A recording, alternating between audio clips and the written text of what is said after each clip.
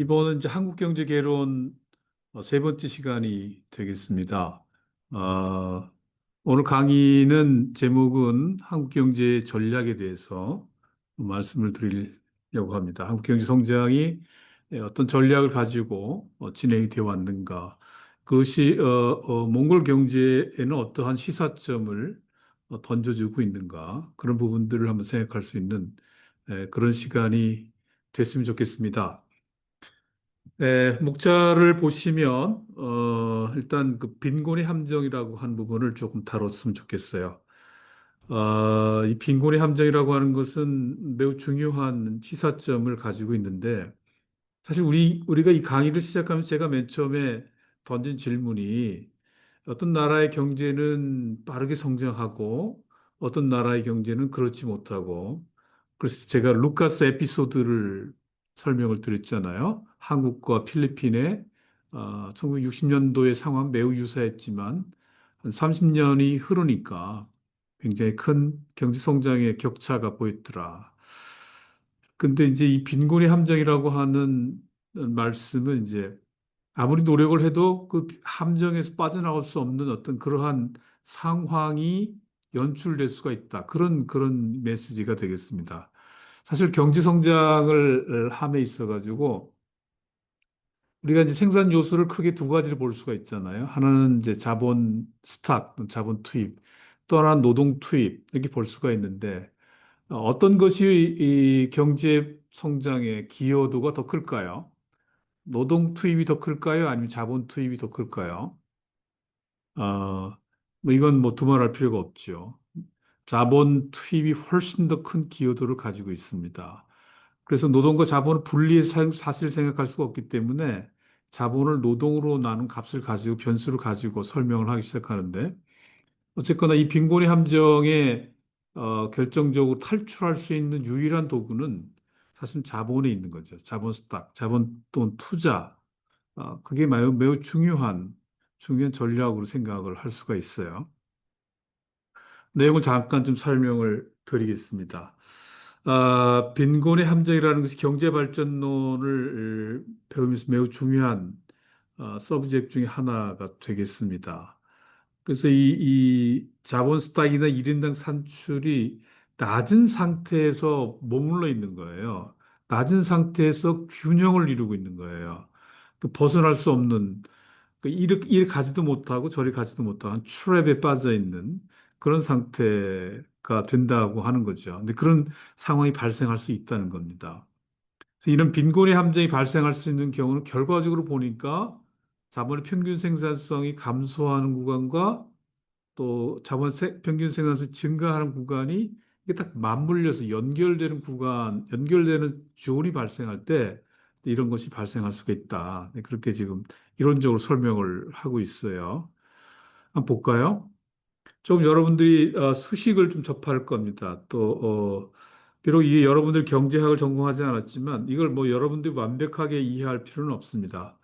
여기서 제시하고자 하는 서제션, 시사점, 사실 이런 문제 제기를 여러분들이 이제 한국학을 하는 입장에서 느끼고 또 배웠으면 좋겠다 이런 생각이 듭니다. 제가 지금 식 1이라고 해놨는데요. 감마 K는 자본의 증가율이죠. 그래서 SFK 오버 K 마이너스 N 플러스 델타 이런 식이 나왔어요. 여러분들 이 식이 무슨 뭘 의미하는 전혀 모르겠죠. 그래서 제가 잠깐 준비한 자료가 있습니다. 그 잠깐 설명드리면서 보도록 하죠. 아, 솔로 자본 축적 방정식 이 말은 제가 이제 표현한 표현이고요. 어쨌거나 솔로 모형에 있어서 자본 축적 방정식이라고 하는 게 등장을 하게 돼요. 여러분 지금부터 설명드리는 내용들은 조금 어려울 수 있어요. 여러분들이 경제학을 전공하지 않았으면 조금 이해하기가 어려울 수도 있습니다. 그러나 하여튼 인내를 가지고 이렇게 잘 들어보시면 좋은 도구가 될 수 있어요. 우선 자본이 증가한다고 하는 것은 어떤 의미냐? 전 자본 스탁이라고 표현을 했지만 T기의 자본과 그다음 T-1기 자본의 그 차이가 있겠죠. 이 차이가 이게 플러스이면 자본이 증가한 거죠. 지금 25년인데 24년에 비해서 25년에 자본 스탁이 0보다 크면 자본이 증가한 거죠. 근데 그걸 어떻게 설명할 수 있느냐? 근데 그것에 대한 데피니션은 K 위에다가 조그만 점을 하나 찍어서 K 닷이라고 표현을 해요. 그것은 I 마이너스 델타 K로 표현할 수 있다. 이제 신고전파 모형에서 이렇게 설명하는데 여기서 I라고 하는 건 뭐 investment, 투자죠, 투자. 그다음 델타는 이게 감가상각률이에요. 감가상각 들어보긴 했는데 이게 무슨 소린가? 그런 거죠. 기계를 많이 쓰게 되면 마모가 되지 않겠어요? 새로운 기계를 들어와서 1년쯤 지나면 기계가 많이 이게 노후화가 되기도 하고 마모가 되기도 하고 예전에 4월 때의 성능을 제대로 발휘할 수가 없잖아요. 근데 그것은 이제 감가상각률이라고 하는 거를 이제 사람들이 이제 생각을 하게 됐죠. 그래서 이제 자본 스탁에다 감가상각률을 곱하니까 이게 감가상각액이 되는 거죠. 그러니까 이게 무슨 소리냐면은 이제 신규로 투자가 됐는데 1년쯤 지나고 나니까 감가상각이 된 부분이 있다. 그걸 빼고 나서 난 부분이 0보다 크다고 그러면 자본 스탁이 증가한 거죠. 이렇게 지금 출발을 하고 있습니다. 자본 스탁이 증가는 신규 투자액에서 감가상각을 뺀 그것이다. 이게 정의를 하고 출발을 시작을 하는 거죠. 지금 제가 설명드리는 건 바로 살라이 맡은 95년도 경제 성장론에 나오는 그런 내용들을 제가 요약해서 설명을 드리는 겁니다. 그래서 여기 스몰 앱, 근데 이 식을 지금 1번과 같은 식을 이제 2번과 같은 식으로 전환을 하게 돼요. 그 전환되는 부분이 이제 그 투자라고 한 부분을 이제 SFK로 이제 지금 표현을 했죠. 여기 스몰 s라고 하는 것은 이제 저축률이죠, 저축률. 그다음에 라지 FKL은 이게 생산함수예요. 생산함수라고 생각하면 그러니까 산출이죠. 국민소득 GDP 이렇게 생각하시면 됩니다. 그러니까 이제 저축률을 거둬 굽혔다고 하는 것은 이제 저축액이 되겠죠. 그러니까 신고전파 모형에서는 투자라고 하는 것은 저축액으로부터 출발한다 이렇게 생각을 하는 겁니다. 저축이 이루어져야 그 저축되는 돈을 가지고 투자를 기업들이 그거를 대출을 받아서 저축 투자를 할 수 있다 이런 생각을 하는 거죠. 그러니까 I는 SFK로 등치를 시킬 수가 있어요. 그래서 지금 2번 같은 식으로 될 수가 있죠. 그래서 이제 지금 2번의 식을 양변에 large L, L이라고 하는 건 노동 투입을 얘기하는 겁니다. large L로 한번 나눠보겠습니다. 그럼 어떤 식이 되느냐면 지금 3번과 같은 식이 되는데 K 닷을 L로 나누고 SFK 말씀드린 걸 L로 나누고 델타 K를 L로 나눴어요. 이렇게 되겠죠. 근데 여기서 이제 표현을 좀 더 간소화하기 위해서 아, K를 L로 나눈 것을 small k로 표현을 했어요. 그래서 S large FKLT를 SFK 이렇게 small k로 이렇게 표현을 했고 델타 K 오버 L을 델타 스몰 K 이렇게 표현을 했어요. 이게 좀 더 간소화 시킨 거죠. 같은 의미를 가지고 있습니다.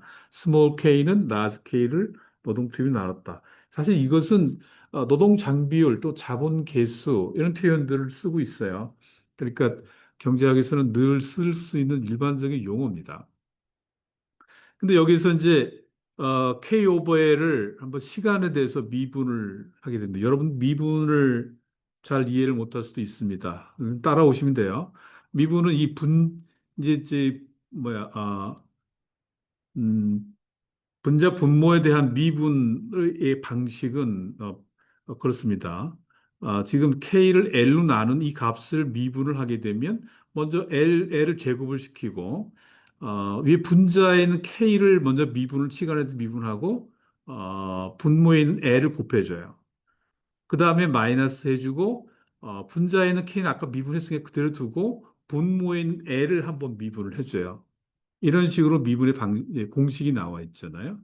근데 밑에 이제 분모는 L 제곱으로 이제 나눈 거니까 이걸 정리를 하게 되면 dk 오버 dt를 첫 번째 항은 L이 이제 하나가 약분되겠죠. 그 L 하나만 남죠.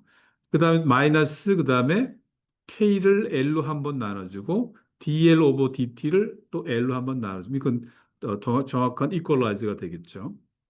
그래서 이제 이거를 다시 한번 dk 오버 dt는 k 다수로 표현을 해주고 dl 오버 dt는 l 다수로 표현을 해주면 밑에 있는 식처럼 K 닷 오버 L 마이너스 스몰 k죠. large K 오버 나누기 L은 스몰 k를 했으니까 그다음에 L 닷 오버 L 이렇게 표현을 되겠죠. 근데 여기서 이제 그 L 닷 오버 L은 사실은 노동 투입의 증가율 또 크게 이야기하면 인구 증가율을 표현을 하게 되는데 이걸 이제 스몰 n으로 이렇게 표시를 해주게 되면 K 닷 오버 L 마이너스 NK 이렇게 정리가 될 수가 있죠.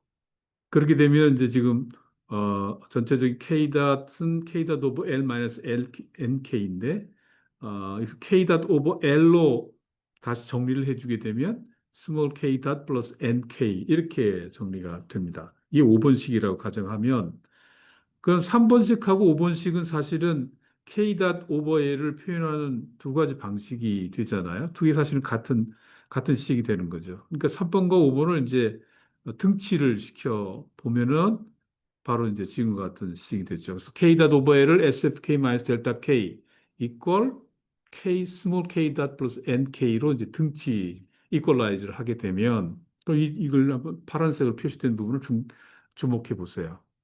그 스몰 k 닷을 남겨놓고 이제 스몰 nk를 저 왼쪽으로 이항을 시켜서 정리를 하니까 스몰 k 닷은 sfk-n 플러스 델타 k로 정리가 될 수가 있죠. 이 부분 여러분 쉽게 알 수 있을 것 같아요. 근데 이것은 이제 지금 이 양변에 대해서 이제 스몰 k로 나눠주게 되면 스몰 k 닷 오버 k는 sfk를 또 k로 나눠주고 n 플러스 k n 플러스 델타 곱하기 k 한 거를 k로 나눠주니까 k가 없어지고 그래서 이렇게 6번과 같은 식이 도출이 되면서 이거를 제가 지금 보여드리는 거예요. 이거를 이제 우리는 신고 전파 이제 솔로의 자본 축적 방정식이다. 이렇게 이제 지금 표현을 하고 있는 겁니다. 지금 설명한 부분들을 여러분이 뭐 정확하게 이해를 못할 수 있는데 뭐 그거 괜찮습니다. 중요한 거는 이 식이 의미하는 바를 이 식이 어떻게 유도됐는가를 제가 지금 그 배경 설명을 한 부분이에요. 그러니까 이 식이 가지고 있는 의미만을 여러분들이 정확하게 알고 있으면 돼요. 그러면 지금 자본 증가율이 지금 유도한 대로 SFK 오버 K 마이너스 N 플러스 델타로 나왔는데 자, 이게 의미하는 바가 뭐냐? 사실 잘 뜯어보면은 그게 어려운 개념이 아니에요. 스몰 f하고 스몰 s는 저축률이고 fk는 y에 해당하는 거겠죠. 그건 뭐 GDP가 됐든 간에 이 저축액인 거고 이건 사실은 아까 투자라고 그랬죠.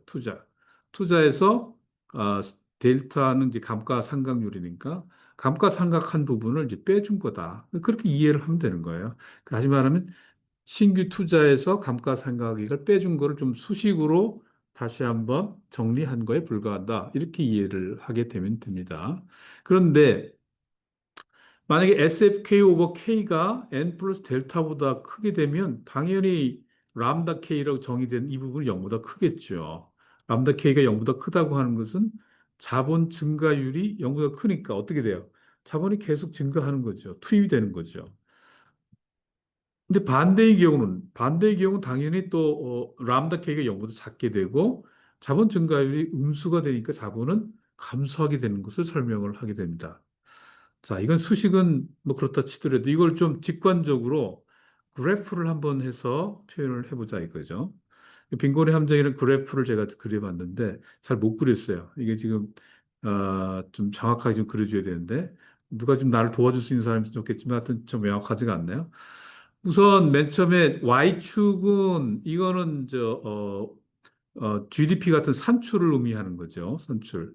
여기서 정확히 이야기하면 노동생산성을 얘기하는 건데 X축은 스몰 K 오버 L이에요. 자본 노동 장비율이죠. 이게 자본으로 인식하면 됩니다. X축은 자본이고 Y축은 산출이다. 이렇게 생각을 하시면 편합니다. 그런데 N 플러스 델타라고 하는 건 다 상수항이기 때문에 인구 증가율도 그렇고 감가상각률도 그렇고 상수항이기 때문에 일정하죠. 그러니까 수평선을 그을 수가 있어요. 근데 SFK 오버 K 이게 지금 이제 저축액이잖아요. 저축액을 스몰 K로 나눈 건데 저축액이죠. 그런데 이게 지금 사인 커브처럼 이렇게 멋지게 이렇게 그려져 있어요. 그러니까 지금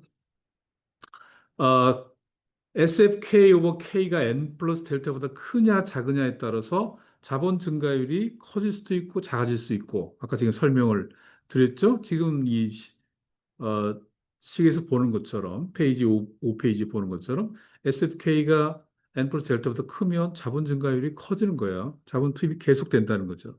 그 반대의 경우는 자본이 감소한다는 겁니다. 그런데 이 그래프에서 K low, K가 낮은 상태의 이 점선으로 표시된 맨 왼쪽 점을 보세요. SFK하고 앰플 델타가 딱 만나는 점이 있잖아요. 여기 이제 여기는 자본 증가율이 제로가 되는 거죠. 그렇죠? 이 정확히 이퀄라이즈가 되니까.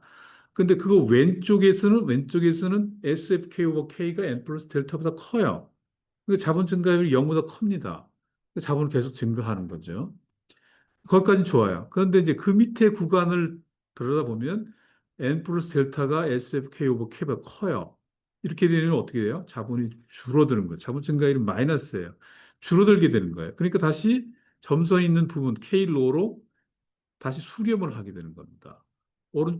그러니까 K로보다 작은 영역에서는 자본이 증가하고 K로보다 큰 부분에서는 자본이 감소하는 일종의 추락 같은 함정이 빠지는 거죠.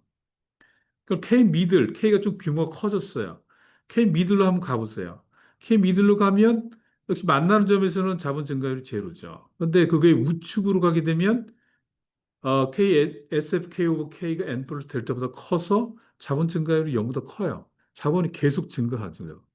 근데 K 미들 왼쪽은 그렇지가 않아요. 여기는 자본 증가율이 0보다 작아요. 그러니까 자본이 줄어들게 됩니다. 그러니까 이 K 미들은 사실 균형점인 균형점이지만 불완전한 균형점이죠. 언스테이블한 겁니다. 반면에 K 로우는 스테이블해요. 빠져나갈 수가 없어요. 그 자본이 더 크게 증가를 해서 K 하이로 가게 되면 어떻습니까? K 하이. K 하이는 K 로우와 비슷한 거죠. 다만 자본의 규모가 자본의 규모가 다른 거죠. 그래서 K 하이의 왼쪽에 있어서는 자본 증가율 람다가 0보다 크죠. 왜냐하면 SFK가 N 플러스 델타보다 크기 때문에. 그런데 K 하이의 오른쪽에 가보면 어때요? 여기 당연히 거꾸로 이제 N 플러스 델타가 SFK 오버 K보다 크기 때문에 자본 증가율이 0보다 작아지게 되니까 여기도 다시 왼쪽 회귀가 돼서 이것도 하나의 이거 빠져나갈 수 없는 스테이블한 안정적인 균형점이 됩니다.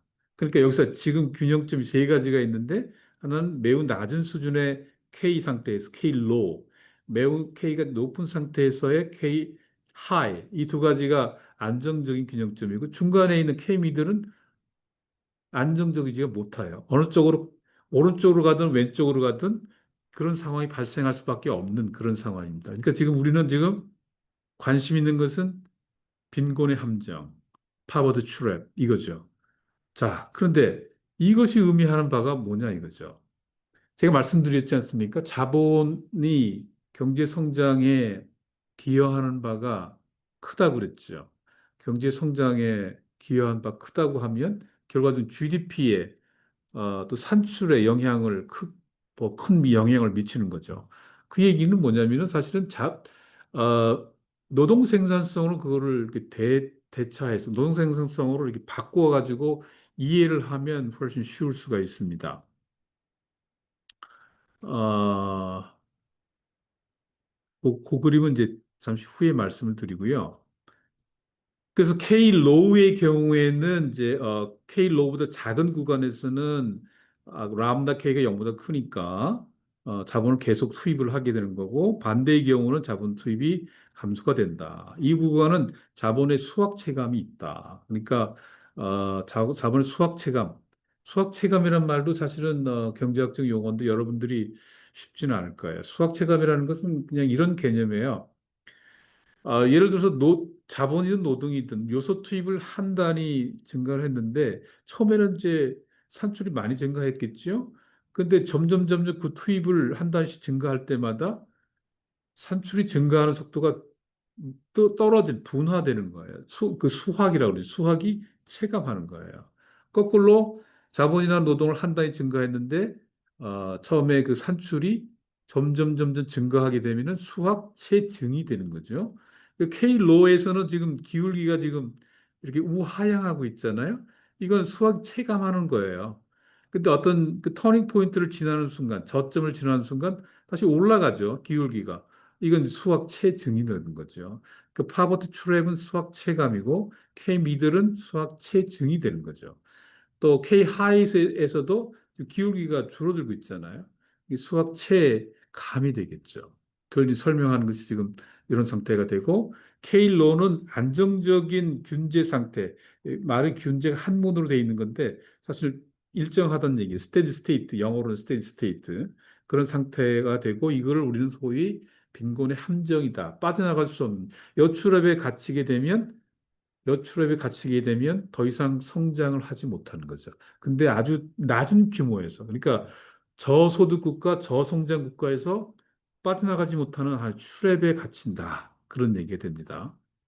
근데 K 미들에 가면 수학 체증이 되는데 SFK가 우상향이 되는 자본의 수학 체증이 존재하는데 문제는 여기서는 안정적이지가 못한 균형이 되는 거죠. 불안정한 균제 상태가 된다는 겁니다. 근데 K 하이가 되면 다시 수학 체감으로 바뀌는데 이제 SFK 오버 K가 이제 우하향 다운워드가 되죠. 여기서도 이제 안정적인 균제 상태가 이루어지는데 다만 앞에 거와 다른 건 뭐냐면은 K의 수준이 자본 스타일 수준이 상당히 높은 수준에 와 있는 거다. 어떤 나라들이 그럴까요? 뭐 선진국이 그렇다고 볼 수가 있겠죠. 후진국은 어, 자본이 그 K로에 해당하는 거겠죠. 그래서 제가 이거를 여기까지가 이제 그 바로 살라이 마틴의 이코노미 그로스에 나오는 이야기인데 이걸 좀 더 쉽게 현실감 있게 설명을 하기 위해서 제가 한번 이런 그래프를 준비해 봤어요. 오래전에 준비를 한 건데 결과 노동 생산성 그러니까 뭐냐면 국민 경제 SFK에다가 뭐야 이 생산함수라고 하는 건 결과 산출이기 때문에 GDP라고 볼 수가 있지 않나요? 그러니까 GDP니까 결과적으로 노동 생산성의 분자에 해당하는 부분이기 때문에 노동 생산성을 비교해 보면 과연 빈곤의 함정이라고 하는 부분을 좀 직관적으로 설명해 낼 수 있지 않을까 그렇게 생각을 했어요. 이 그래프 맨 위에는 미국입니다. 그 다음에 회색은 독일이고, 그 다음에 일본은 이제 오렌지색, 한국은 중간에 녹색으로 이렇게 되어 있고, 말레이시아가 좀 점선으로 되어 있습니다. 맨 밑에 국가가 맨 밑에 빨간색으로 점선으로 되어 게 이제 북한입니다. 여러분 북한은 이제 노스코리아죠. 그러니까 이게 거의 낮은 수준에서 수평적으로 스테이트합니다. 변하지가 않고 마치 저성장 상태의 트랩에 갇혀 있는 느낌이 들지 않겠어요? 이는 그래프를 보여드리는 거고 실제 숫자를 한번 보여드리면 표 3-1과 같아요. 지금 왼쪽에 사우스 코리아 있고 중간에 노스 코리아가 있어요. A라고 하는 컬럼은 내 월드뱅크의 데이터를 이용해서 한국 사우스 코리아의 노동 생산성을 측정한 거예요. 2000년부터 2018년도까지. US 달러 표시입니다. B 컬럼은 내 OECD에 나와 있는 한국의 노동 생산성을 측정한 숫자입니다. C 컬럼은 이제 APO 데이터베이스, 아시안 프로덕티브 오거니제이션, 아시아 생산성 기구에서 제공하는 데이터베이스 근거해서 한국의 노동 생산성 수준을 이렇게 비교를 한 겁니다. 조금 차이가 있긴 합니다. D 컬럼은 이제 뭐냐면은 이제 그 노스 코리아죠. 이거는 이제 월드뱅크의 GDP하고 ILO 국제노동기구죠. 여기에 이제 취업자 수를 갖다가 여기 이제 노스 코리아 데이터 나오니까 다른 데서 나오지 않으니까 측정을 해봤어요. 그래서 2000년도에 2101 US 달러에서 2018년도에 2689 US 달러 이렇게 돼 있습니다. 그래서 한번 비교를 해봤어요. 한국과 북한의 노동 생산성 수준이 지금 이제 데이터베이스가 4개이기 때문에 비교를 해봤어요. 그랬더니 지금 퍼센테이지로 이렇게 쭉 나와 있는데 D라고 하는 것이 이제 북한의 노동생산성 수준인데, 한국이 이제 OECD 컨트롤이니까 이 데이터를 비교해서 비율을 보니까, 한 4%에서 반올림 하면 5%, 4 내지 5% 수준인데, 이게 변화가 없는 거죠. 매우 낮은 수준에서 일정한 그러한 상황이 되겠습니다. 그래서 저는 직관적으로 이런 상황이 이제 빈곤의 함정에 빠져 있다라고 이제 판단이 드는 거예요. 어떻습니까? 여러분, 이런 상황들이 발생할 수 있을 것 같지 않으세요? 그러니까 어떤 원인에 의해서 간에 뭐 이게 제가 지금 뭐 북한을 저거 하자는 얘기는 아니라 다른 나라도 마찬가지 사례를 발견해낼 수가 있습니다. 이렇게 자본 수준이 자본 저기 뭐야 자본 장비율이 매우 낮은 수준에서 자본을 증가시키지도 못하고 자본을 감소시키지도 못하고 단 하나의 트랩에 갇혀 있는 그래서 그 나라의 생산성이 큰 변화가 없는 매우 정체돼 있는 그런 상황이 이제 유발될 수가 있다. 이것을 이것을 극복하는 것이 매우 중요하다. 그러니까 이 한 나라의 경제가 발전을 하느냐 못하느냐를 가지고 이런 상황이 발생할 수 있기 때문에 좀 더 정밀한 대책과 전략이 필요하고 어떤 방법이 가장 효율적인 것인가를 해볼 필요가 있다. 그것은 그 나라가 처해져 있는 여러 가지 정치 경제적 상황들, 또 사회적 상황들을 폭넓게 고려를 해야 된다는 거죠. 하나의 어떤 나라의 경제 성장 모델과 결과를 바로 우리나라에 적용했을 때 그대로 달성되지 않겠죠. 그건 뭐 두말하면 잔소리겠죠. 그 나라의 고유의 모델을 어, 개발할 필요가 있다. 네, 그런 생각이 들 수밖에 없는 거죠. 그래서 근데 이제 이것을 이제 결정적으로 이 그래프가 지금 딱 그래프를 보고서는 어, 제기가 될 수 있는 시사점이라고 하면은 지금 이제 이 파버티 트랩에 있는 K 로우 로우를 K 미들 이상으로만 움직일 수만 있다고 하면 다시 말하면은 자본 스탁을 더 많이 자본을 투입을 해서 K 로우 상태를 K 미들 이후의 상태로만 갖게 되면 K 하이까지 증가할 수 있는 이제 그런 걸 시사하는 거죠. 그러니까 얼마만큼 이 자본을 더 많이 한 나라의 경제에 투자를 할 것인가 거기를 한번 생각해 볼 수 있다. 근데 그런 이야기인데 그래서 선진국의 국제기구로부터 재정적 펀딩을 충분히 이루어져서 K 미들 이상으로만 자본이 투자가 되면 빈곤의 함정에서 벗어날 수가 있지 않을까 이렇게 생각을 해볼 수 있는 거예요. 이게 이 그래프가 설명하는 하나의 시사점, 서제스천이죠. 근데 이걸 어떻게 국제기구가 그냥 뭐 국제기구라면 이런 거죠. IMF, 월드뱅크 무한한 자금이 있는 게 아니잖아요. 또 그 많은 나라에 많은 재정을 펀딩을 해줄 수 있는 것도 아니고. 그래서 이제 국내 거시적인 측면에서도 이제 접근을 할 수가 있는데 결과적으로 그 그림에서는 SFK 오버 K하고 N 플러스 델타가 얻을 것이 더 큰 것인가를 경중을 이제 비교하는 거니까 그 저축률을 높여서 SFK를 더 높이면 그래서 N 플러스 델타를 충분히 상회하는 수준만 될 수 있으면 K 미드를 넘어서 K 하이로 갈 수 있지 않을까. 그래서 K 빈곤의 함정을 벗어나게 될 수 있지 않을까. 이렇게 생각해 볼 수 있겠죠. 근데 저축률이라고 하는 것이 이게 강제로 저축을 할 수가 없잖아요. 근데 국민들이 이제 자기 미래 소비를 이제 홀딩을 해야 되는 거니까 현재 소비를 줄이고 미래 이제 저축으로 이제 홀딩을 해야 되기 때문에 이것도 좀 국민을 맘대로 이렇게 조정할 수 있는 상황이 아니니까 이거 쉽지는 않겠죠. 아무리 저축을 강조하더라도 저축률이 그렇게 높지 않더라고요. 보니까 각국에서 보면은 그렇게 훌륭하게 높지 않아요. 어쨌거나 가정을 해보는 거죠. 그렇게 되면 K 하이 또 이게 내생적 균제 상태라고 했는데 이 말은 이제 굳이 설명을 한다고 하면 이런 건데 이게 자본이 K 미드를 넘어서 쭉 오는데 어떤 정상에 도달하게 되면 이제 그 밑으로만 가면은 이제 자본이 감소하게 되는 어, 그 저기 뭐야 자본의 한계 생산이 감소하게 되는 이런 상황인데 이게 이제 내생적 성장이라고 하는 건 뭐냐면은 이제 자본이라고 하는 것이 자본의 뭡니까? 어, 그 한계 체감이 발생하지 않을 수 있다는 가정을 하는 거예요. 그 자본을 우리가 물질적인 자본으로만 규정을 하게 되면 그렇게 될 가능성이 많은데, 예를 들어 가지고 인적 자본, 휴먼 캐피탈을 고려해 보자. 이것도 자본에 포함시켜 보자.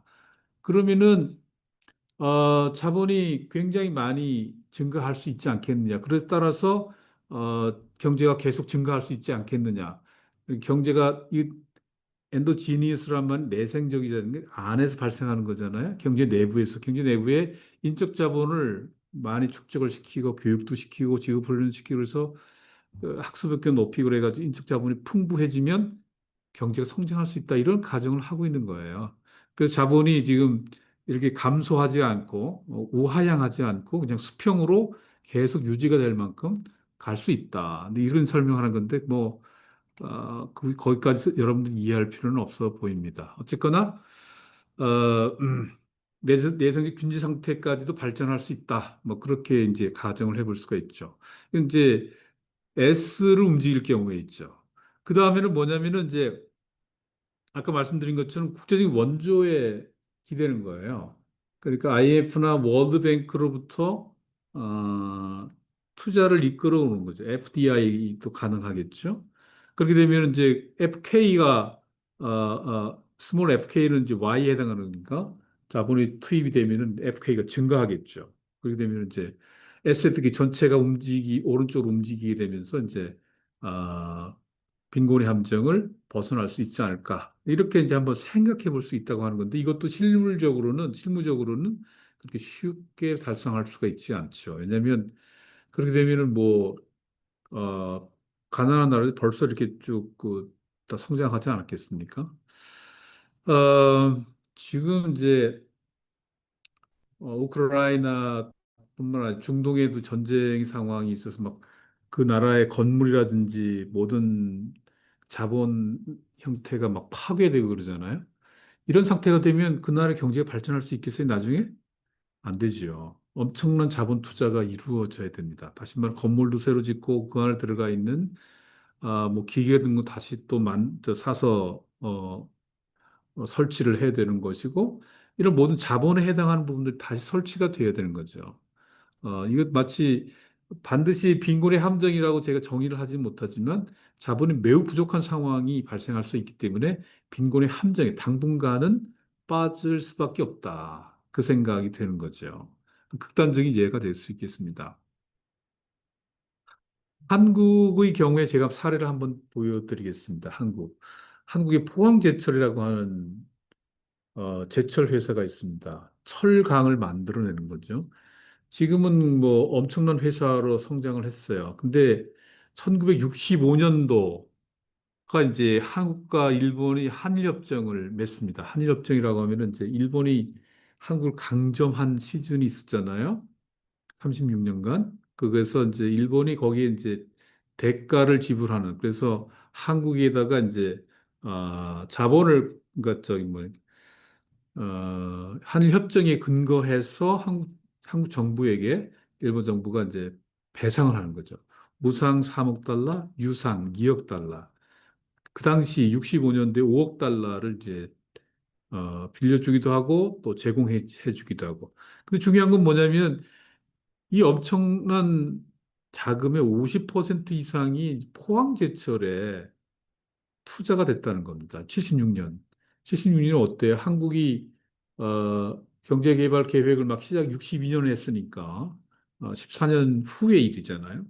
포항제철이 이제 이 중화공업이 시작되면서 이런 포항제철에 그 자금이 투여가 됐습니다. 그러니까 이거는 이제 지금 우리가 한국이 빈곤의 함정에 빠져 있는 상황이죠. 한국도 마찬가지. 전쟁 후에 모든 게 다 파괴가 되고 그런 상황이 있었는데 지금 이렇게 국제기구로 할 수는 없지만 하여튼간 한국과 일본 특수한 관계 속에서 이것이 이제 이루어지게 됐죠.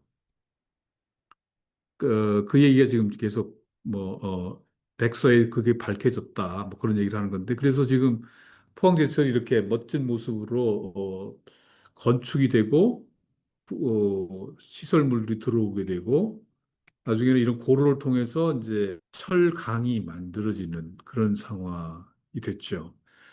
뭐 엄청난 철강 회사죠. 일본 니폰 제철과 그다음에 중국의 제철 회사, 뭐 한국의 포항제철, 미국도 철강 회사, 견줄 만한 충분한 그런 철강 회사죠. 이것은 뭐 기간 산업이죠. 철강이 안 들어가는 데가 없잖아요.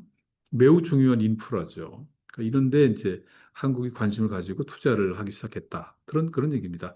이 한국이 빈곤의 함정을 벗어날 수 있는 그런 하나의 사례가 되지 않을까. 그 다음에 이제 이 현대중공업입니다. 배를 만드는 회사죠. 요즘 미국과의 그 협상의 과정에서 어, 뭐죠? 마스가라고 하는 고유 명사가 있는데 이게 이제 미국의 조선 산업을 일으키는데 아주 중요한 키를 쥐고 있는 회사입니다. 근데 71년도의 상황이 어떻겠어요? 이게 이제 이 대표적인 회장님이 이제 정주영 회장이라고 하시는 분인데, 71년도에 울산에다가 이 조선소를 지을 땅은 확보를 했어요. 땅만 확보하면 되겠습니까? 그 도크도 만들고 또그 시설을 설치해야 되겠죠. 배를 만들 수 있는 시설을 설치해야 되겠죠. 돈이 없죠. 그래서 영국의 유명한 은행에 차관을 요청했는데 거부를 당했어요. 거부를 당했는데 이제 이 이분이 이제 이거를 극복하는 전략으로 한국에 돈이 있어요. 돈이 있는데 한번 보여드리면 이런 거죠. 이게 지금 500원짜리 돈인데 이 안에 그림이 그려진 게 거북선이에요. 철갑선이죠. 그래서 이분이 이제 뭡니까? 이 ANP 도플도어의 회장이 찾아가서 설득을 하는 거예요. 설득을 하는데 한국은 이제 영국보다 300년 빠르게 이 철갑선을 만들었다. 지금 우리는 조선 회사, 회사를 지금 만들려고 하는데, 비록 이제 우리가 한국이 산업화가 늦었지만, 차관을 제공받을 수 있도록 협조를 해달라. 이 설득을 시킨 거예요. 그래서 이게 설득이 통과가 돼가지고, 이제 버클레이 은행으로부터 이제, 차관을 도입을 하게 되는데, 그것이 이제 지금 엄청난 이 시설이 만들어지면서 한국이 배를 만드는 아주 세계적으로 경쟁력 있는 회사로 현대중공업이 이제 우뚝 솟아나게 되는 거죠. 이런 것들이 이제 결과적으로는 국제 기금은 아니지만 뭐 해외 펀드로부터 이제 도움을 받게 되는 거죠. 그래서 지금 이런 진수식을 보여주는 건데 엄청난 유조선이죠, 유조선. 이걸 만들어낼 수 있는 그런 상황으로까지 이 발전을 하게 된 겁니다.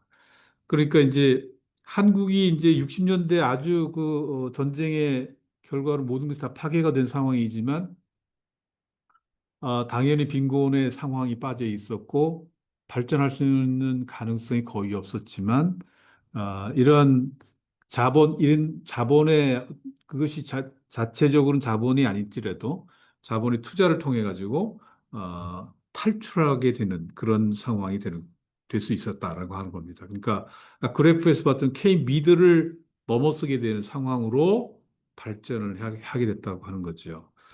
네, 그런 부분들을 이제 여러분들이 좀 인식을 하시고 몽골이 지금 이제 5월 달부터 이제 경제개발 5개년 계획이 시작되는데 몽골 경제를 성장을 시키는데 이 빈곤의 함정 상태에서 빠져나오게 하려고 하면 아니면은 현재 계속 K 미들로 움직이는 상황이라고 이제 가정을 한다 그러면 K 미들을 넘어서서 훨씬 더 자생력이 있는 경제로 발전할 수 있도록 하는 것이 매우 중요한 것이 아니냐. 잘못하면 빈곤의 함정 상태에서 빠져나올 수 없는 상태가 될 수 있기 때문에 우리가 잘 전략을 잘 짜야 된다, 세워야 된다.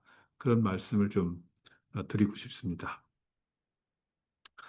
그래서 이제 한국 경제발전 전략 챕터 2로 넘어오게 되면 한국 경제발전 전략은 사실 그렇게 뭐 다른 나라에 비해서 다르게 경제 성장을 이룬 다른 나라에 일본이 됐든 또는 뭐 유럽에 있던 어떤 나라가 됐든 이렇게 매우 어, 뭐랄까 독특하거나 뭐 기발한 아이디어거나 그런 부분은 아닌 것 같아요. 제가 보기에는 그냥 누구나 생각할 수 있는 그런 전략들을 세운 것 같습니다. 다만 이제 그거를 얼마나 추진력 있게 해 왔느냐라고 하는 거고, 성장과 분배라고 하는 걸 또한 다 견주어서 잘 진행해 할 수 있었느냐 이런 부분들이 이제 중요한 포인트라고 볼 수 있어요.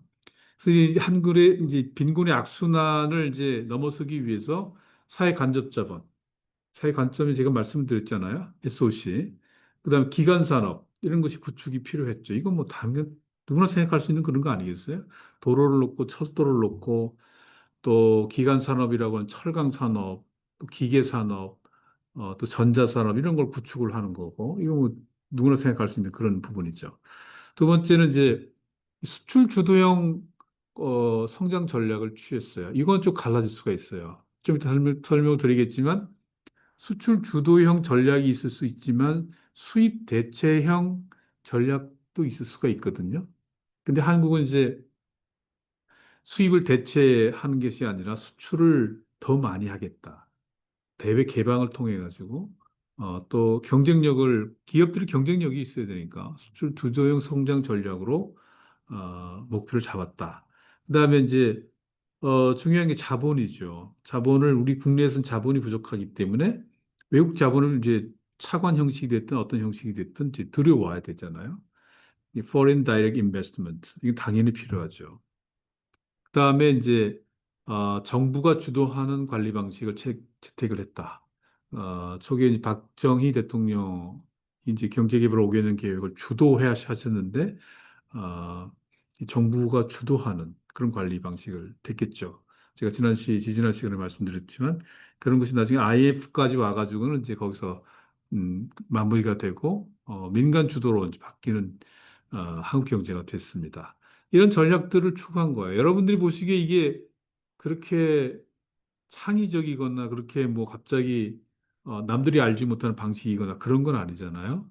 이건 누구나 알 수 있는 그런 방법들입니다. 몽골도 얼마든지 이런 걸 고려를 하고 있을 것이고, 몽골 나름대로의 필요한 전략들이 이제 세워질 거라 저는 그렇게 판단이 됩니다.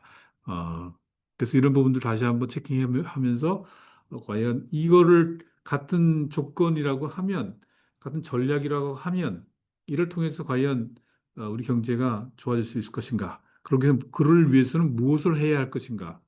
그런 것들을 좀 고민해 볼 필요가 있겠다. 그 생각이 듭니다.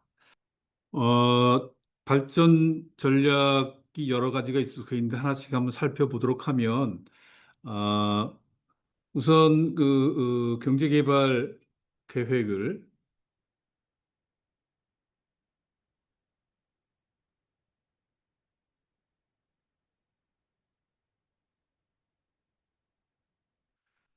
계획이 이제 자유방임적인 원칙에 임할 수도 있죠. 자유방임이라고 하면은 이제 어, 경제 활동을 정부가 간섭하는 것을 최소화하는 겁니다. 그 기업들이 경제 활동 자유롭게 할 수 있도록 보장을 하는 거죠. 어, 그 다음에가 이제 그렇지 않고 반대로 국가가 아주 모든 부분을 아주 정확하게 통제하기 시작하면서 정부가 계획한 그 플랜대로 움직이는 그런 경제 개발 방식을 생각해 볼 수가 있겠죠. 이 두 가지가 그렇게 썩 괜찮은 전략이라고 생각되지는 않아요. 자유방임이라고 하는 것은 뭐 아담 스미스가 이제 주창을 했다고 하는 건데 이건 시장의 효율성을 100% 믿는 거죠. 수요가 공급을 이제 창출하는 것처럼. 그러니까 시장에 그 돌아가는 시스템을 100% 신뢰하는 그런 입장이 되는 거죠. 그건 기업이 자유롭게 경제 활동을 하는 것 매우 중요한 정신이긴 하지만 그 나라가 처해 있는 상황이 어떠한가를 베이스를 먼저 살펴볼 필요가 있는 거죠. 이 철학은 충분히 존경을 할 만합니다. 그다음에 그렇지 않고 경제가 국가가 원하는 방향으로 이끌기 위해서 이, 이 뭐랄까 국가가 통제하는 그 계획 경제로 경제를 해 나갈 수도 있죠. 매우 극단적인 상황이라고 볼 수가 있겠습니다. 근데 한국이 취한 전략은 그건 아니었어요. 이 두 가지를 혼합을 한 거죠.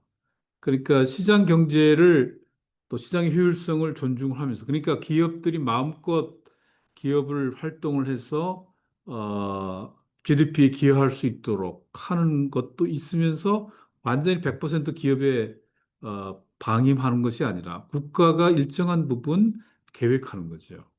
그래서 국가가 어떤 뭐랄까 원하는 목표를 제시를 하게 되고 이 기업들이 이 목표를 달성할 수 있도록 노력을 하도록 유도하고 그렇게 지금 해온 거죠. 그러니까 시장의 가격의 그 파라미터 기능이, 즉, 가격이 비싸게 되면 소비가 많게 되면 가격이 올라가게 되는 거죠. 수요가 높게 되면 가격이 올라가는 거죠. 또 그 공급이 많게 되면 가격이 떨어지는 가격의 기능을 우리 충분히 존중을 해주면서 정부가 지금 상황에서는 경공업이 더 중요합니다. 경공을 육성하겠습니다. 이런 전략이 하나의 캐치프레이즈가 된 거죠. 그래서 기업들이 거기에 이제 그런 기업들을 또 존중해주고 또 키워주고 이렇게 이제 서로가 잘 조화로운 그런 경제를 사실은 이제 많은 국가들이 이렇게 하지 않을까요? 제 생각은 그렇습니다. 그래야 이제 뭔가 효율성과 목표성이 잘 달성되지 않을까 이런 생각을 이제 하게 됩니다. 어쨌거나 한국은 이제 혼합된 방식의 자유방임도 아니고 완전 계획된 경제도 아니고 이 두 가지 중에 유용한 점을 이제 선별을 해서 진행을 했다. 그런 말씀을 드리겠습니다. 두 번째는 이제 균형 성장론도 있을 수 있고 불균형 성장론도 있을 수가 있어요. 이게 무슨 소리냐? 이게 또 한 이론적인 측면에서 얼마든지 생각해 볼 수 있는 방법론 중에 하나라고 생각할 수 있어요. 균형 성장론. 넉시에 의해서 주창이 됐다고 그래요. 그러니까 어떤 경제가 그 빈곤의 어떤 악순환에 빠져가지고 저소득 상태다. 그 시장이 매우 협소하다. 그러니까 당연히 그 기업들도 뭔가를 만들어낼 의지가 별로 없겠죠. 잘 안 팔릴 테니까. 그러니까 새로운 시설물을 또 공장 건물을 세운다든지 이런 자본의 수요가 적다 이거죠. 자본이 투입이 안 되니까 생산성 당연히 떨어지겠죠. 그러니까 저소득으로 계속 악순환의 과정을 겪는데 이런 상황에서 그 자본 수요에 관점을 두는 거죠. 자, 기업들이 자본이 지금 필요가 굉장히 한데 그 수요가 떨어져 있다. 그러면 자본을 모든 영역, 모든 부문에 자본을 동시에 공급을 해주게 되면 이게 생산성이 높아지지 않을까? 그래서 경제가 성장하고 소득이 더 높아지고 이런 부분이 되지 않을까? 이런 이제 측면인데 이게 이제 동시다발적으로 이제 자본이 공급이 되어야 돼요. 그러니까 동시다발적이 되려면은 자본 공급이 무한대가 되죠. 이런 경제가 있을 수가 있는가 잘 모르겠어요. 이렇게 자본의 수요적인 측면에서 모든 부문, 산업, 이것이 산업에 자본이 투자가 되면서 균등하게 동시에 성장하게 되는 그런 것 같은 상황이죠. 이런 상황을 이제 접근하는 방식이 있을 수가 있다. 그래서 그걸 이제 균형 성장론이다. 불균형 성장론. 이거는 그렇지가 않아요. 이거는 그렇지가 않은데 이거는 이제 저소득이 되니까 그 국민들이 어떻게 됩니까? 저축할 여력이 없잖아요. 소비하고도 부족한데 저축할 여력이 어디 있겠어요? 저축률이 떨어지겠죠. 그 저축률이 떨어지면 당연히 투자의 근원이 되는 저축이 떨어지니까 투자는 줄어들게 되고 따라서 자본 공급이 기업들이 투자를 안 하죠. 그러니까 자본 공급이 떨어지게 되고 생산성이 낮게 되고 저소득 연결되는 똑같은 동일한 악순환 과정이지만 이 접근 방법은 자본의 공급 측면을 이제 그 애로 방식을 이제 타개하겠다 이런 겁니다. 한마디로 얘기하면 제가 핵심 산업이라는 표현을 여러 번 썼는데 그 나라가 주목하고 키워야 할 핵심 산업을 중요하게 타겟팅하는 거죠. 그래서 거기에 집중적인 투자를 하는 거죠. 한국 같으면 지금 아까 보여드린 철강 여기 자본을 집중하자. 또 중화학공업, 그 석유회사, 그다음에 전자, 기계산업 여기 집중적으로 투자하자. 이런 얘기를 하는 거죠. 왜 그렇게 투자를 해야 되느냐? 여기서 중요한 힌트가 있습니다. 매우 중요한 백그라운드가 있죠. 그러니까 이제 전후방 연관 효과라고 하는 거죠. 그러니까 어떤 산업을 핵심 산업으로 선도 산업으로 키우게 되면 이 산업과 관계돼서 전방에 있는 산업, 또 후방에 있는 산업들이 연결될 수가 있다고 하는 거죠. 동시에 성장할 수가 있는 거죠. 왜냐하면 중간재를 사오기도 하고 제공하기도 하고 이런 관계가 네트워킹이 되지 않겠습니까? 그래서 산업이 이 성장을 유발하는 거죠. 핵심적인 산업만 국가가 충분히 투자를 하게 되면 이 산업이 다른 산업에 여파를 미침으로써 네트워크 효과가 있는 거죠. 전후방 연쇄 효과가 발생하게 된다. 이건 매우 흥미로운 재미난 접근인 것 같습니다. 왜냐하면 그 나라가 가지고 있는 자본의 쓰다기 여력이 충분하지 않기 때문에 어떻게 하면 효율성 있게 자본을 쓸 것인가를 염두에 둔다면 무제한의 공급 능력을 가지고 하는 것보다는 훨씬 적은 자본을 가지고 효율적으로 쓸 수 있는 방법이 이 불균형 성장론이 아닐까 이렇게 생각이 들어요. 그러니까 지금 산업의 주요한 산업이 메인 인더스트리가 농업이었던 한국의 입장에서는 농업은 사실은 연쇄 효과, 전후방 연쇄 효과가 많지가 않은 산업이겠죠. 여기 노동력이 많이 필요하겠지. 다른 산업에 영향을 줄 만한 그런 건 아니잖아요.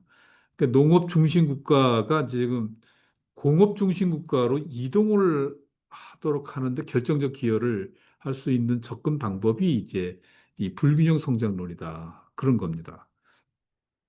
그래서 연간 산업의 성장을 유도하는 것이 매우 중요한 포인트였다. 이렇게 이제 보여지는 겁니다. 그래서 이제 뭐 전방 연쇄 효과하고 후방 연쇄 효과 잠깐 좀 설명을 드려야 여러분들이 좀 명확하게 이 불균형 성장론의 이해를 할 수가 있을 것 같습니다. 그 앞에 전방 forward 또 후방 backward 이런 얘기들은 뭐냐면은 선도 산업이 전방에 있느냐 선도 산업이 이제 후방에 있느냐 이런 생각을 하는 거예요. 그러니까 선도 산업으로 인해서 어떤 산업에 영향을 미치게 되는데 선도 산업이 앞에 있느냐, 선도 산업이 뒤에 있느냐 그런 얘기거든요. 예를 들어서 석유 정제 산업, 정유 산업이라고 그러죠. 이것이 발달하게 되면 이제 한국은 이제 물론 중동이나 유럽에서 석유 원유를 이제 딱 들여오게 돼서 정유 산업이 정유 산업에 그거를 써넣게 됩니다. 정유 산업이 발달하게 되면 이 정유 산업으로 또 발생하는 당연히 부산물들이 많지 않겠어요? 대표적인 게 이제 화학섬유인데요. 이 화학섬유 대표적인 게 뭐예요? 라일론이라고 합니다. 라일론. 화학섬유잖아요.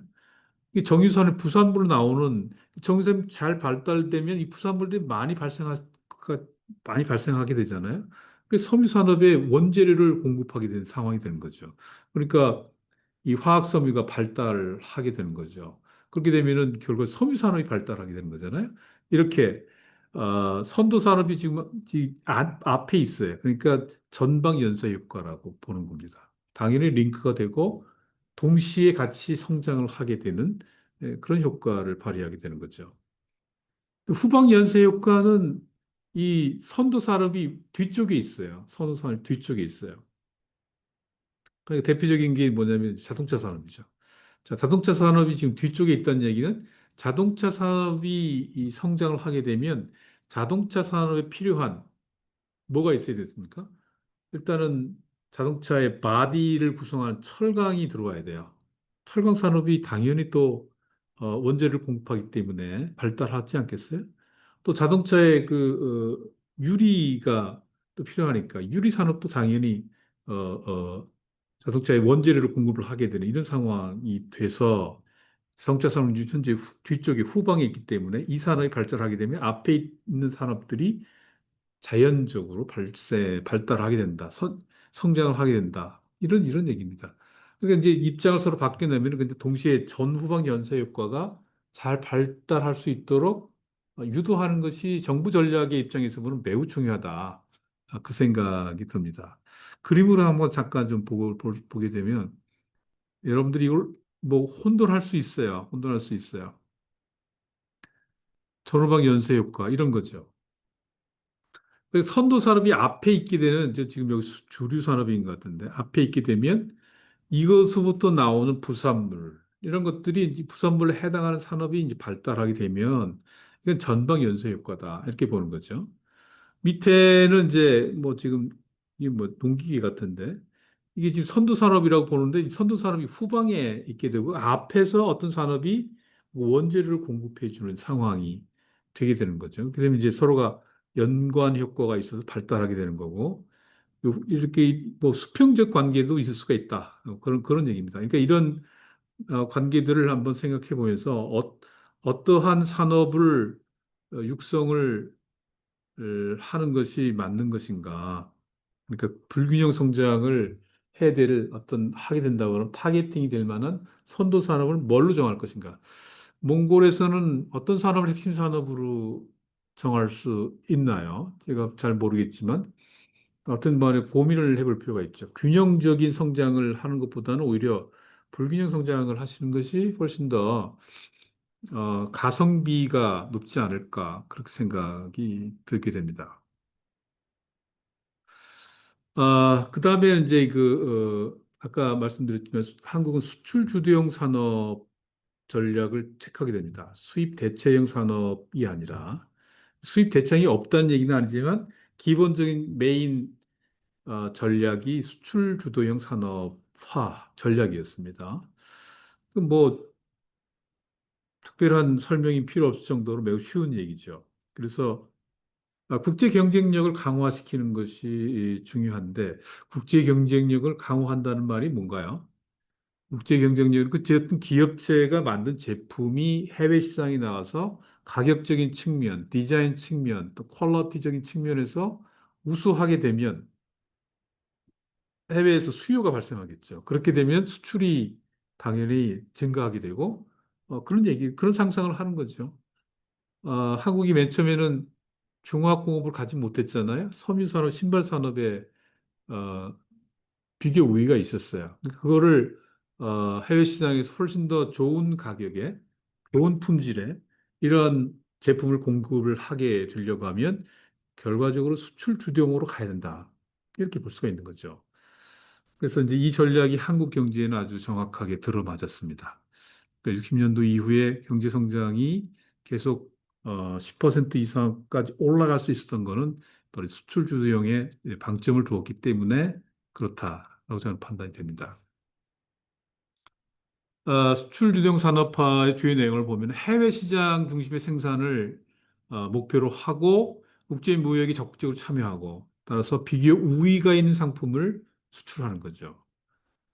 아마 이 중국도 마찬가지일 거고 베트남도 마찬가지일 거고 이 비교 우위가 있는 상품을 수출하는 전략들을 당연히 취했을 거라고 저는 생각이 들고, 몽골도 역시 그렇게 해야 될 거라고 생각이 듭니다. 그다음에 산업 구조가 고도화가 된다는 거죠. 이 고도화가 된다는 게 무슨 소리냐? 첫 번째로 생각할 수 있는 것은 고부가치 산업으로 산업 구조가 재편이 되는 거예요. 고도화가 된다는 얘기는 이제 어떤 제품 자체가 부가가치가 높은 제품을 만들기 시작하면서 같은 시간에 같은 노동력이 들어갔는데 훨씬 더 많은 가치를 창출하는 그런 산업으로 가는 거죠. 사실은 이게 이제 중화학공업과도 굉장히 관계가 있어요. 경공업보다 중화학공업이 훨씬 더 고부가치 산업이 많죠. 부가치를 많이 창출하게 되겠죠. 자동차를 만드는 거하고 신발을 제조하는 거하고 어떤 산업이 더 부가가치가 높은 산업일까요? 훨씬 자동차 쪽이 높겠다고 생각이 듭니다. 그다음에 이 제조업과 서비스업의 문제가 있는데요. 사실 지금 지나오고 보면은 한국이 제조업을 아주 중심적으로 놓고 성장을 해왔는데 사실은 경제가 이 부가가치 비중이 제조업보다는 지금은 서비스업이 훨씬 많습니다. 60% 이상의 비중이 지금 서비스업에서 발생하고 있어요. 그러니까 그런 것들도 이제 산업 구조가 고도화가 됐다. 이렇게 표현을 할 수가 있습니다. 그러니까 수출 주도형 산업으로 하게 되면 이렇게 좀 전방위적인 발전 통로가 열리가 될 수 있다. 네, 그렇게 생각이 되는 거죠. 그래서 이제 한국의 수출 주도형 산업의 사례를 보게 되면 어, 60년대는 당연히 비교 우위가 있었던 것이 경공업 제품, 아까 말씀드린 것처럼 경공업 제품이었죠. 이를 중심으로 해서 이제 수출 전략을 이제 짜게 됐죠. 그래서 이제 뭐 한국에 와보신 분은 알겠지만 구로공단이라고 하는 데가 있습니다. 서울에 있죠. 여기가 이제 섬유의 메카죠. 지금도 뭐 구로공단이 지금은 전자 내지는 ICT 쪽으로 넘어갔지만 그 영화는 아직도 계속 있는 거죠. 지금도 그런 매장도 지금 많이 있습니다. 섬유의 중심지 역할을 했습니다. 그래서 이제 섬유 신발 이런 경공업 중심이 점차 이제 고도화가 됐는데 어떻게 고도화가 됐느냐?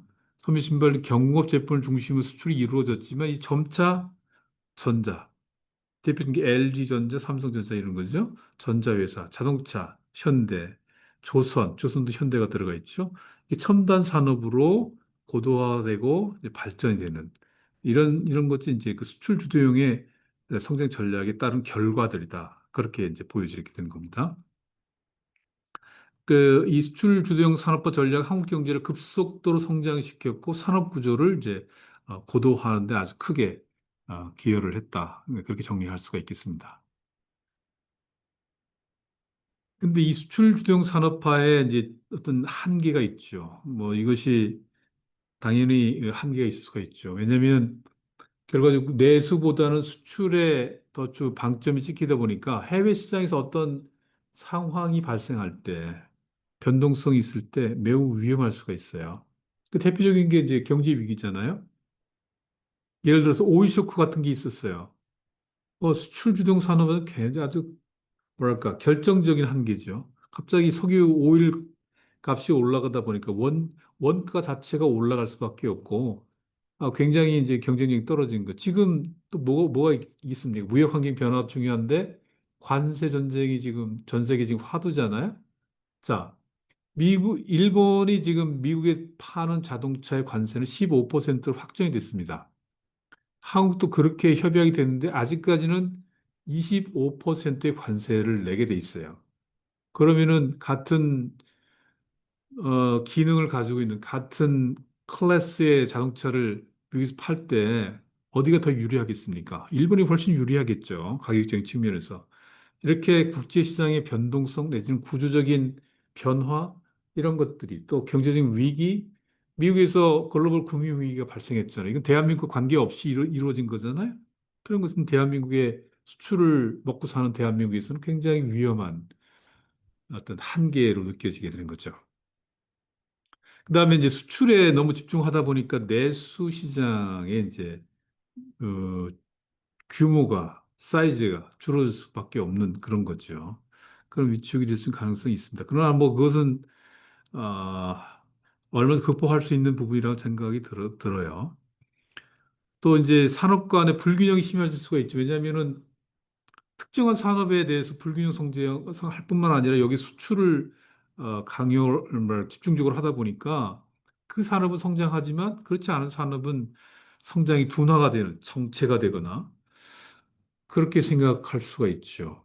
사실은 그거는 그 나라의 시대적인 흐름과 관계에 있는 건데 지금 한국에서는 이제 사양 산업이라고 하는 게 있죠.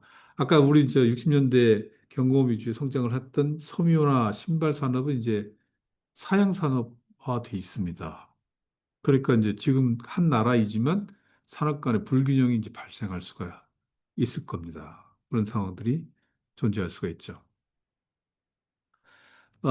최근에 이제 글로벌 교육이 둔화가 되는 것도 참 문제가 있는 건데, 그래서 수출 주도형 성장 전략의 가능성에 조금 한계점이 분명히 존재한다 그런 겁니다. 그다음에 이 산업 구조를 계속 고도화할 필요가 있는데, 이 현재 추세 자체는 당연히 경제 서비스화 전략이 이제 거의 모든 선진국에서는 그러한 전략으로 추구가 됩니다. 제가 몽골을 그걸 체킹을 안 해봤는데 제조업과 서비스업의 부가가치 비중이 어디가 높은지를 이제 확인해 볼 필요가 있는데 어, 제가 지난 말씀드린 아시아 APO 데이터베이스에 들어가면 여러분들이 그 데이터를 접근할 수가 있어요.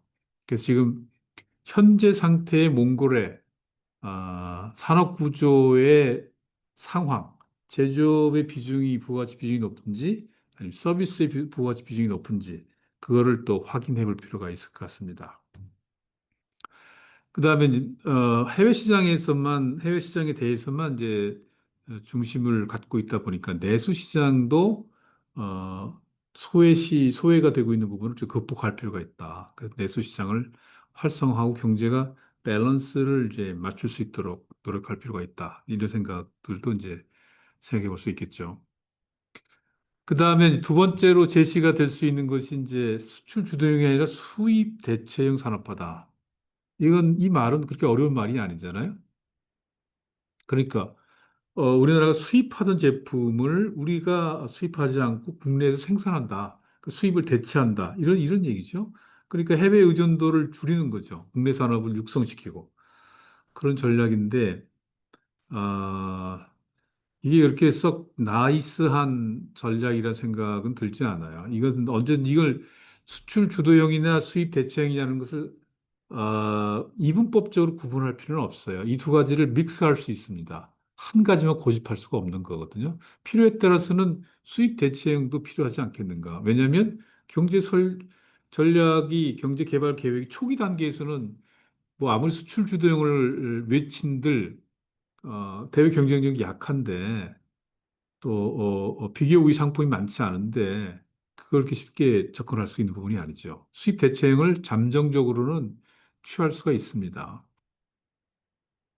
이 수입 대체형 산업화의 특징이 이제 보호무역을 하는 거죠. 그러니까 우리나라에 들어오는 수입품에 대해서 이제 관세 부과를 많이 하는 거죠. 수입을 제한한다. 그래서 우리가 국내 산업을 보호하는 거죠. 그러니까 훨씬 높은 가격으로 수입품이 들어오게 되면 사람들이 수입품보다는 이제 국내 상품을 살 수 있겠죠.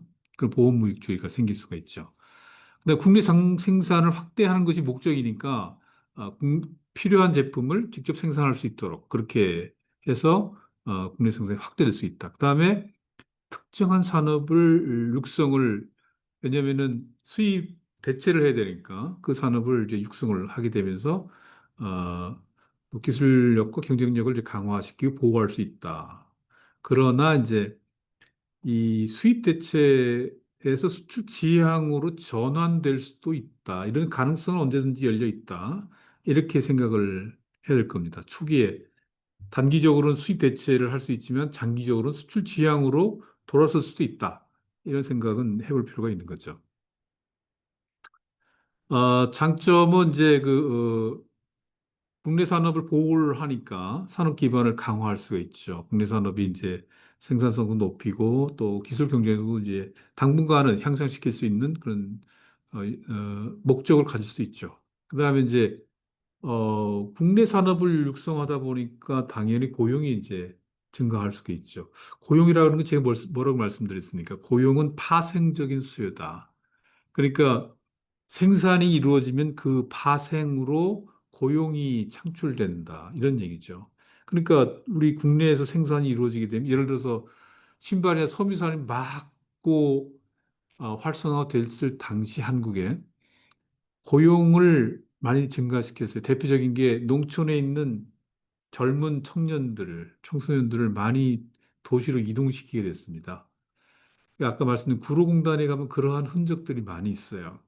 그래서 고용 창출에 아주 중요한 기여를 이제 했다라고 하는 거죠. 반면에 그 장치 산업이라고 하는 이제 정유 산업이나 이런 데는 사실은 근로자보다는 기계적인 힘이 캐피탈이 훨씬 중요하기 때문에 고용 창출의 능력이 사실 많지 않을 수가 있어요. 오히려 자본을 더 투자를 해야 되기 때문에 그런 부분도 있고. 근데 해외 의존도가 이제 감소를 하기 당연하겠죠. 이제 국내 산업을 육성하다 보니까 해외 의존도 감소를 하게 되면서 그러니까 수출 지향적인 것과 반대로 외부 충격이 있을 때도 그 취약성을 이제 줄일 수 있다. 그건 뭐 당연한 얘기라고 생각이 듭니다. 근데 이제 이게 결정적인 부분이 이제 이 경쟁력이 없음에도 불구하고 전략적으로 유치한 산업을 키울 필요가 있어요. 그게. 왜냐면은, 그건 이제 그 나라의 상황이 그런 것을 허락하는 거죠. 그래서 사실은 경쟁력이 없으니까 생산성이 떨어지겠죠. 그러니까 비효율적이 되겠죠. 그런 산업의 비효율성이 발생할 수가 있다. 그런 얘기입니다. 잠깐 제가 준비한 다른 화면을 잠깐 보면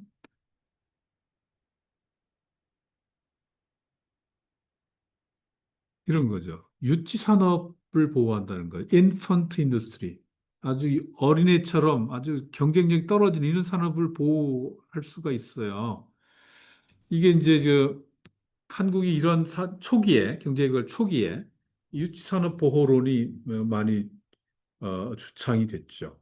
그래서 외국 산업과 경쟁할 수가 없으니까 이걸 보호를 해야 된다. 그래서 우리나라도 충분한 경쟁력을 가질 수 있는 산업으로 육성해야 된다. 이런 논리죠. 아까 말씀드린 포항제철이 이제 아까 제가 그림에 그 저기 앞에 설명드린 것처럼 일본에서 이제 한일협정 때문에 5만 달러를 받았는데 그중에 50%가 넘는 것은 이 포항제철에 지금 쏟아부었다는 거 아니겠습니까? 이게 이제 지금 한국에서는 중화학공업이라고 하는 거대한 전략 일환으로 이제 그렇게 이루어진 건데 그 당시는 굉장히 경쟁력이 없었겠죠. 그렇지만 이 기간 산업이고 졸업학 연쇄 효과가 다분히 또 충분히 매우 강한 그런 산업이기 때문에 집중적으로 육성할 필요가 있다. 그 74년에 종합제철 공장 건설 사업 계획을 확정을 하고 이제 추진에 들어가는 거죠. 유치산업을 보호할 만하잖아요. 지금은 유치산업이 아니죠. 지금은 거의 경쟁력이 있는 산업으로 이제 재탄생을 했는데 초기에는 이렇게 이제 유치산업의 그 관점에서 바라봤다. 지금 사진은 73년도에 포항에서 준공식 상황입니다. 근데 지금 무슨 포스코라고 돼 있지, 포스코. 엄청난 건물을 지금 가지고 있고 계속적인 성장을 해오고 있습니다. 어,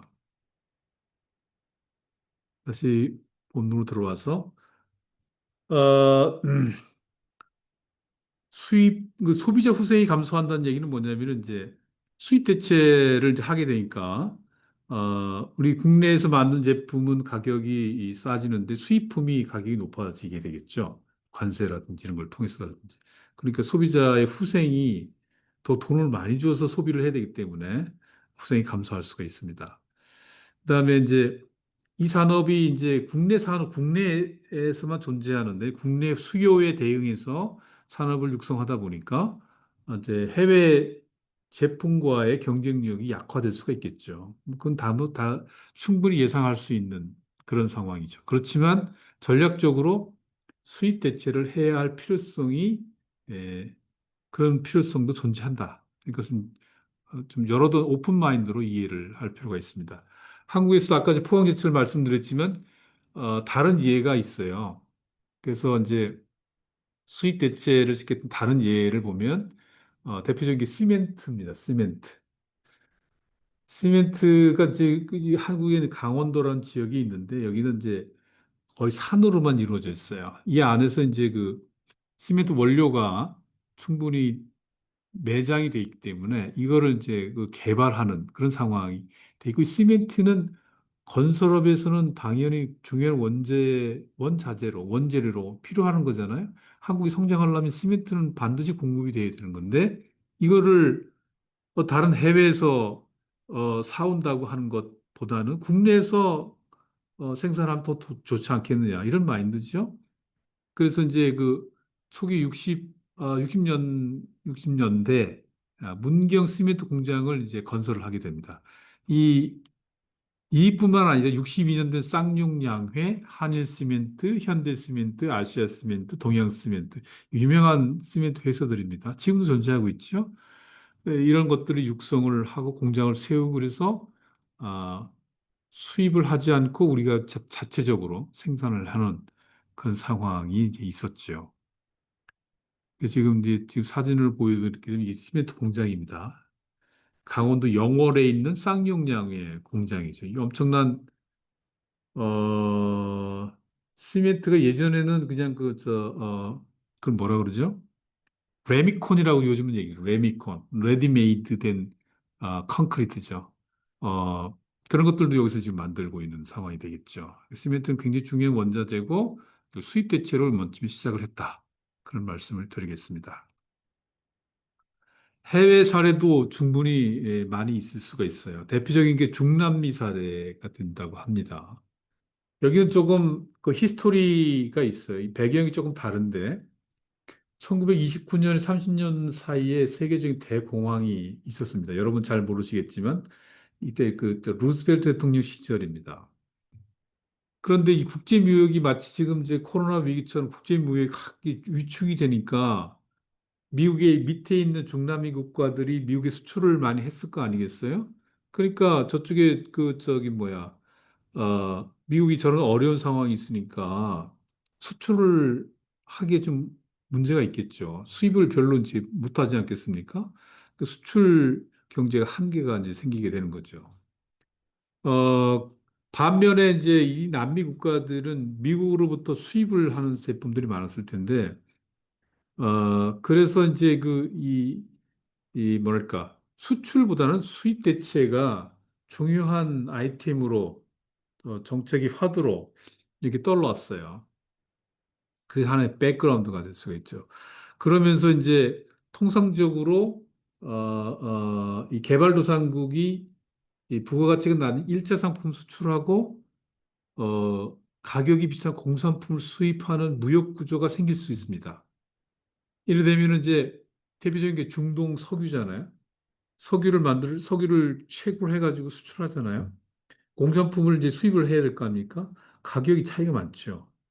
그러니까 이제 결과적으로 선진국의 종속이 될 수밖에 없는 아, 그런 구조가 되기 때문에 이게 이제 수입 대체를 해서 국내 산업을 육성해야 된다는 논리로 종속 이론이 이제 백 뭐랄까 베이스에 깔리는 그런 상황이 됐어요. 이 종속 이론이 경제 성장론에서 특히 남미를 중심으로 해서 매우 큰 반향을 일으킨 적이 있습니다. 그 상황을 조금 더 설명을 드리면 어, 종속이용과 수입 대체 산업화라고 하는 게 있습니다. 그 수입 대체 산업화는 개발도상국이 해외 의존도를 줄이기 위해서 수입하던 공산품을 자국 내 생산하는 전략이다. 종속이론은 이런 수입 대체 산업화를 주도한 이론이다. 이런 거죠. 그러니까 이제 이 종속이론의 큰 키워드는 중심국가가 있고 주변국가가 있기 두 가지를 구분을 해요. 중심국 선진국이고 주변국 개발도상국 이렇게 구별을 하거든요. 근데 이제 아까 말씀드린 것처럼 일자 저부가치 상품은 수출을 하게 돼 선진국 수출을 하게 되고 선진국으로부터 이제 공산품을 수입하게 되는 이런 상황이 되는 것이 이제 그 개발도상국이 선진국의 종속이 되는 그런 상황이 유발될 수가 있다. 그게 이제 대표적인 게 이제 중남미 국가들이 이제 그런 상황이 되었다라고 하는 것인데 이걸 극복하기 위해서는 이제 개발도상국, 주변국이 수입 대체 산업화를 해서 자국의 산업을 육성해야 된다. 경제에 자립을 해야 된다. 이런 주장을 이제 하는 것이 이제 종속 이론이었습니다. 지금은 이제 많이 이런 부분들이 퇴색이 됐죠. 한때 그런 부분, 유행이 됐던 그러한 이론이 되겠습니다. 어, 마지막 테이블인데요. 경제 성장 전략은 이제 테이블 하나로 비교를 한번 요약을 하는 거죠. 이런 부분도 여러분이 잘 공부하시고 기억을 하실 필요가 있어요. 목표적인 측면에서 보면은 수출 주도형은 수출이 높아지는 게 목표겠죠. 증대시키는 게. 그다음에 국제 경쟁력을 강화시키는 게 목표가 되겠고.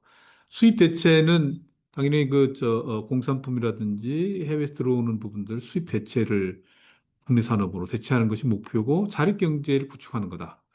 논리적으로는 틀린 말이 하나도 없죠. 이 두 가지를 명백하게 이분법적으로 접근할 필요 없다고 제가 말씀드렸습니다. 이것은 서로 혼용이 될 수 있는 부분입니다. 그것도 시계열적으로 구분해서 두 가지 전략을 취사 선택을 할 수 있다라고 하는 거죠.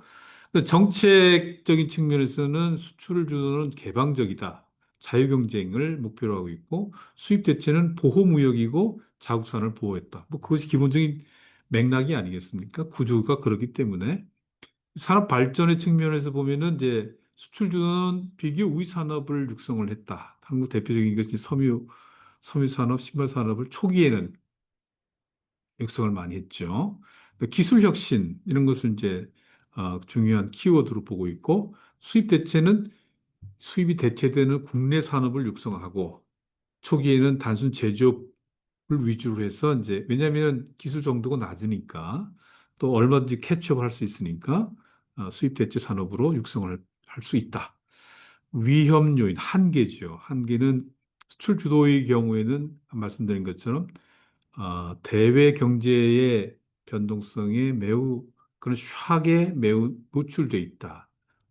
영향을 많이 받는다고 하는 거죠. 또 해외 제품과의 경쟁이 매우 심각해질 수 있다. 그런 심각한 건 심화될 수 있는 건데 뭐 극복해야 되겠죠. 어떤 방법을 취하든 가격 경쟁력에서 또 품질 경쟁력에서 우위를 점할 수 있도록 노력을 많이 해야 되겠죠. 수입 대체의 경우에는 아까 말씀드린 것처럼 유치산업 보호라든지 이게 이제 좀 비효율적인 전략으로 잘못하면 넘어갈 수가 있습니다. 어느 정도 이게 유치산업에서 준비가 됐으면 이제 오픈할 필요가 있죠. 해외 시장에 오픈할 필요가 있죠. 이런 전략적인 선택이 매우 중요할 것 같아요. 그래서 이제 어, 제품 경쟁력이 약화될 수 있는 한계가 위험 요인이 존재할 수가 있다. 다시 말씀드리지만 이 두 가지 전략은 어, 이분법적으로 접근하시면 안 된다라고 하는 것이고 중요한 건 어디가 메인이고 어디가 서브인지 그런 걸 구별을 해서 그 나라의 적절한 산업 전략으로 취할 필요가 있다. 이렇게 생각이 듭니다.